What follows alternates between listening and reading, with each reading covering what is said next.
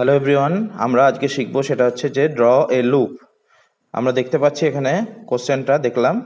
এরপরে আমি যেটা করব সেটা হচ্ছে আমরা একটা লুপ তৈরি করছি। পেজের প্যারালাল অনুসারে একটা সেন্টার লাইন আমরা টেনে নিলাম। দেখতে পাচ্ছ তোমরা সেন্টার লাইন টেনে নিলাম, এটা হরাইজন্টালি, এবং এটাকে ক্রস করে আমরা একটা ভার্টিক্যাল সেন্টার লাইন টেনে নিচ্ছি সে স্কোয়ারের সাহায্য নিয়ে।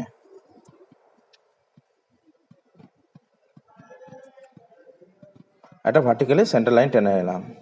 এরপরে আমাদের এখানে বলেছে যে ডায়ামিটার অফ দ্য সার্কেল।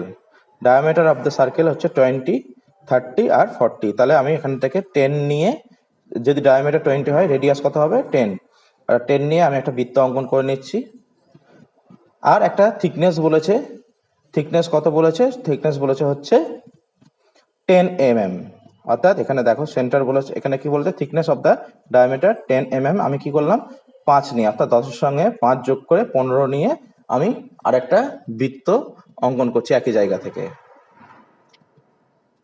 তাহলে একটা 10 হলো আর একটা 15 হলো, দুটো বৃত্ত টেনে নিলাম। ঠিক শেষ মাথায় বসিয়ে একটা আরেকটা মিড পয়েন্ট বার করে নিলাম 15রই, দিয়ে ওই 15 ওই জায়গায় বসিয়ে আমি একটা 15 বৃত্ত টেনে নিচ্ছি।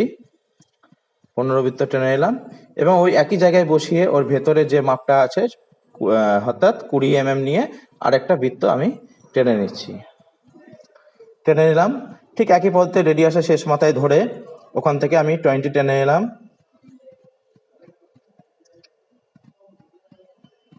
20 টেনে নিচ্ছি।